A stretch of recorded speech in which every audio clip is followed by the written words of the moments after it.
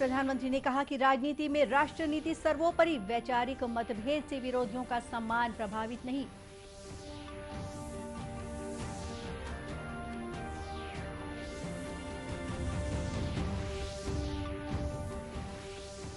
राज्यपाल ने बस्तर की आदिवासी महिलाओं के आर्थिक सशक्तिकरण के लिए वनोपज प्रसंस्करण इकाइयों के निर्माण पर दिया जोर।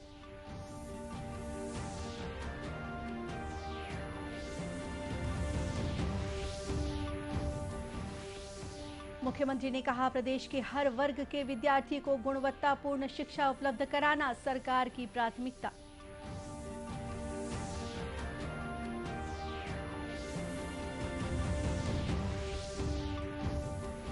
और यात्रियों की मांग पर कोरोना गाइडलाइन का पालन करते हुए बिलासपुर रेल मंडल ने शुरू किया 12 यात्री गाड़ियों का परिचालन।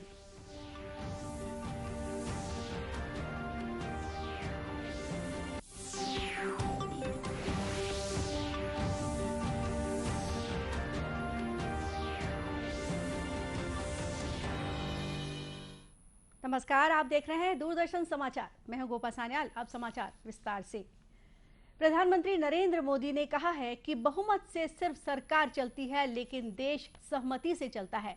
प्रधानमंत्री ने पंडित दीनदयाल उपाध्याय की पुण्यतिथि पर आयोजित समर्पण कार्यक्रम को संबोधित करते हुए ये बात कही। उन्होंने कहा कि हमारी राजनीति में राष्ट्र नीति सर्वोपरि है। कि हमें राजनीति का पाठ राष्ट्र नीति की भाषा में पढ़ाया जाता है। हमारी राजनीति में भी राष्ट्र नीति सर्वोपरि है। हमें राजनीति और राष्ट्र नीति में से एक स्वीकार करना होगा, तो हमें संस्कार मिले हैं राष्ट्र नीति को स्वीकार करना, राजनीति को नंबर 2 पे रखना। प्रधानमंत्री ने कहा कि भले ही राजनीतिक प्रतिद्वंदिता चुनावी समर में तीव्र होती है, लेकिन हमें व्यक्तिगत तौर पर विरोधियों को भी सम्मान देना चाहिए। यही हमारी पार्टी की विचारधारा है। हमारे विचार अलग अलग हो सकते हैं। हम चुनाव में पूरी शक्ति से एक दूसरे के खिलाफ लड़ते हैं, पर इसका मतलब ये नहीं कि हम अपने राजनीतिक विरोधी का सम्मान न करें। आपने देखा होगा, प्रणब मुखर्जी साहब, हमें भारत रत्न देने में गर्व हुआ। वे कोई हमारी पार्टी के नहीं थे, हमारे आलोचक थे। अभी आसाम में तरुण गोगोई जी, नागालैंड में एमसी जमीर जी, ये सारे हमारे राजनीतिक विचार थे। हमारे राजनीतिक दल से कोई लेना देना नहीं था, न ही हमारी पार्टी का हिस्सा थे, न हमारे गठबंधन का हिस्सा थे। लेकिन राष्ट्र के प्रति उनके योगदान का सम्मान करना हमारा कर्तव्य। हमने पद्मश्री दिया, पद्म भूषण दिया। श्री मोदी ने कहा कि उनकी पार्टी में कार्यकर्ता को महत्व दिया जाता है।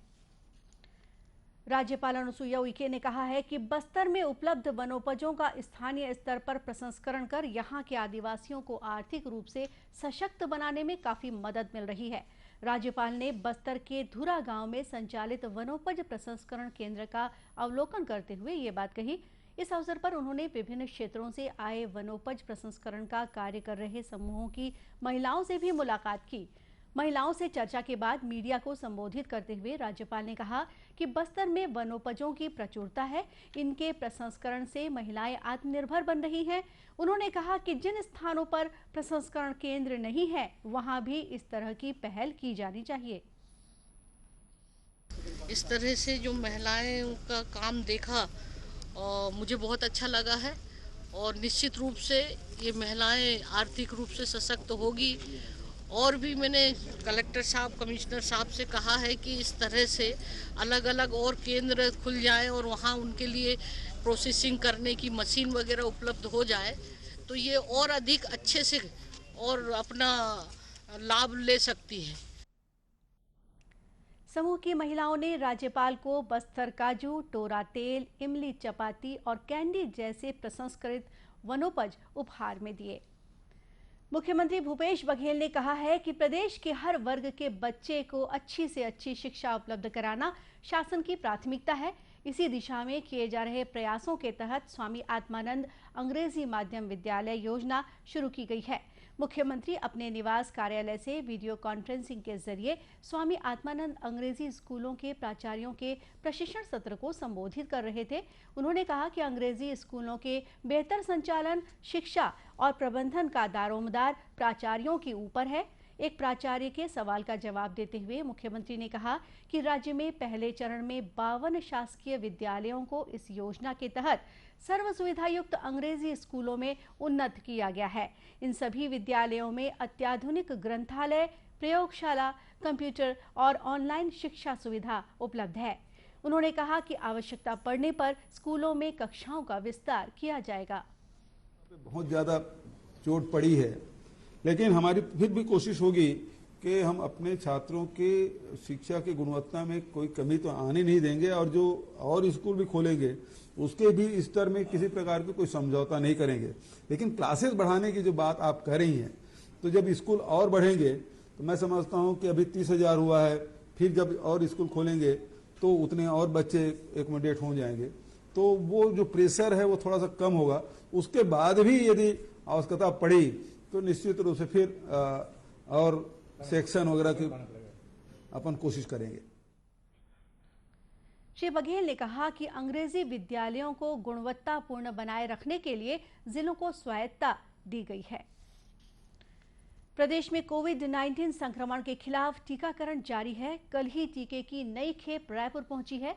प्रदेश में कोविशील्ड और कोवैक्सीन दोनों टीकों का स्टॉक पहुंच चुका है। अभी तक प्रदेश में 2,02,546 फ्रंटलाइन कोरोना वॉरियर्स को टीके लगाए जा चुके हैं। बालोद जिले में लक्ष्य का 90.37% टीकाकरण पूरा हो चुका है।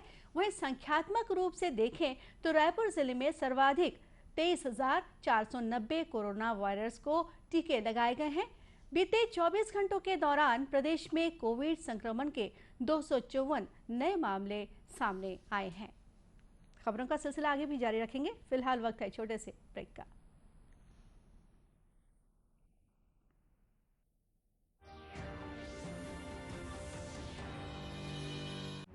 वैश्विक महामारी कोविड-19, जिसका कहर संपूर्ण मानव जाति को अपनी आगोश में ले चुका है। टीका या दवाई उपलब्ध होने तक महामारी के खिलाफ मानवता की जंग जारी है। अब जब अनलॉक 5 के तहत लगभग सारा देश खुल गया है, तब और भी आवश्यक है कि हम सतर्क रहें। ऐसे में सबसे जरूरी है समझदारी और बचाव।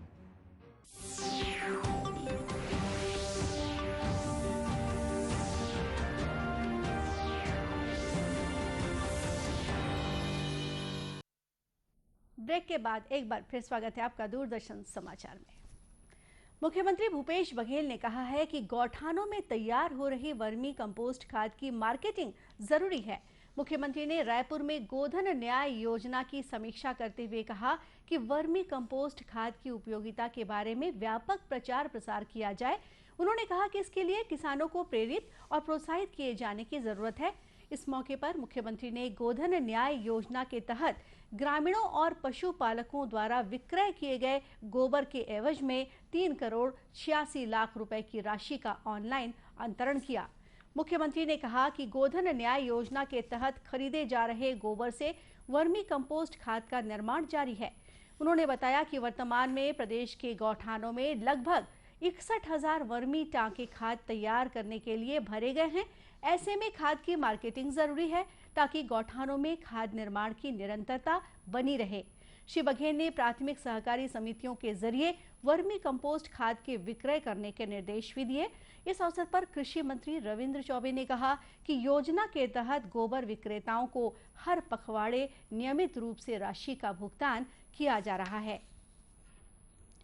दक्षिण पूर्व मध्य रेलवे ने कोरोना काल में सेवाओं के प्रभावित होने के बाद आज से बिलासपुर रेल मंडल के अंतर्गत 12 रेल सेवाओं को अनुमति दी है। रेलवे प्रशासन के मुताबिक रेल यात्रियों की सुविधाओं और मांग को ध्यान में रखते हुए यह निर्णय लिया गया है।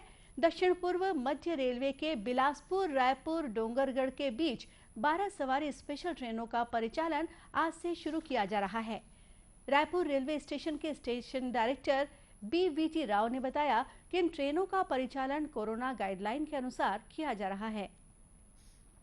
चल रही हैं। इसमें जो कोविड-19 की जो गाइडलाइन दिया हुआ है, सारे गाइडलाइन को पूरा करने के बाद ही पैसेंजर का थर्मो टेस्टिंग होने के बाद में ही टिकट उचित टिकट के साथ में वो प्लेटफॉर्म में आ सकता है और अपनी गाड़ी में जा सकता है। श्री राव ने बताया कि धीरे धीरे रेल यात्रा सुविधाओं की बहाली की जाएगी। किराया बढ़ने के मुद्दे पर उन्होंने कहा कि कोविड संक्रमण के दौरान एहतियातन स्पेशल ट्रेनें ही चलाई जा रही हैं, जिसके हिसाब से किराया लिया जा रहा है। अभी तो स्पेशल ट्रेन का किराया लिया जा रहा है, जब तक अगला आदेश नहीं आता तब तक स्पेशल ट्रेन का किराया लिया जा रहा है। गौरतलब है कि बिलासपुर रायपुर बिलासपुर यात्री स्पेशल ट्रेन का परिचालन आज से, Bilaspur Raipur Bilaspur MEMU special train का परिचालन 14 फरवरी से, Raipur Durg Raipur MEMU special train का परिचालन 14 फरवरी से और Durg Raipur MEMU special train का परिचालन 15 फरवरी से किया जाएगा। इसके अलावा Raipur Dongargarh Bilaspur MEMU special train का परिचालन 13 फरवरी से और Raipur Dongargarh Raipur MEMU special train का परिचालन आज से किया जाएगा। इन गाड़ियों का परिचालन रेल प्रशासन के आगामी निर्देश तक जारी रहेगा। राष्ट्रीय कैडेट कोर एनसीसी के ADG major general Sanjay Sharma ने CG-1 बटालियन कोरबा का निरीक्षण किया।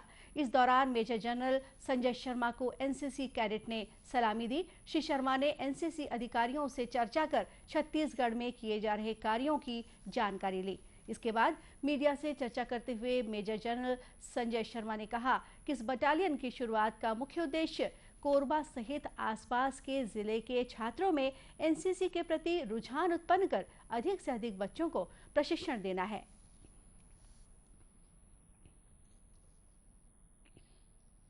ये बटालियन रेस करने का मेन मकसद यहाँ के बच्चों को एनसीसी ट्रेनिंग के प्रति रुझान पैदा करना है और अधिक से अधिक बच्चों को एनसीसी की ट्रेनिंग देना है। बिलासपुर से पहले ये इलाका गवर्न किया जाता था, वहाँ से हमारे पीआई स्टाफ आते थे, जिसके कारण यहाँ के बच्चों में ज़्यादा हम एनसीसी की ट्रेनिंग नहीं दे पाए। अब इस बटालियन को यहाँ पर इस्टेब्लिश करने के बाद यहाँ के बच्चों को बहुत बेहतरीन एनसीसी की ट्रेनिंग प्रदान की जा सकती है। श्री शर्मा ने बताया कि आगामी शैक्षणिक सत्र के लिए स्कूलों में एएनओ का चयन किया जा चुका है, जिससे सत्र के शुरुआत के साथ ही एनसीसी का प्रशिक्षण भी शुरू किया जा सकेगा। राष्ट्रीय आपदा मोचन बल एनडीआरएफ केंद्रीय गृह मंत्रालय के निर्देश पर देश के विभिन्न जिलों में बाढ़ राहत बचाव कार्य का पूर्वाभ्यास कर रहा है। प्रदेश के भी कुछ जिलों में एनडीआरएफ द्वारा ये मॉक ड्रिल किया जा रहा है। इन्हीं जिलों में से राजनांदगांव भी एक जिला है। राजनांदगांव शहर के पुलिस प्रशासन, स्वास्थ्य विभाग, नगर सेना के साथ एनडीआरएफ की टीम ने पूर्वाभ्यास किया। इस प्रशिक्षण के लिए रानी सागर के समीप एक काल्पनिक गांव बनाया गया और बाढ़ के हालात में लोगों को बचाने का प्रशिक्षण भी पुलिस प्रशिक्षण विद्यालय के जवानों को दिया गया। एनडीआरएफ के पूर्वाभ्यास के उद्देश्य के बारे में असिस्टेंट कमांडर 3री बटालियन कटक ओडिशा सुरजीत सिंह ने बताया कि देश के विभिन्न जिलों में उन जिलों की भौगोलिक स्थिति के आधार पर मॉक ड्रिल किया जा रहा है। उन्होंने कहा कि इससे बाढ़ के दौरान त्वरित रूप से राहत कार्य करने में मदद मिलेगी।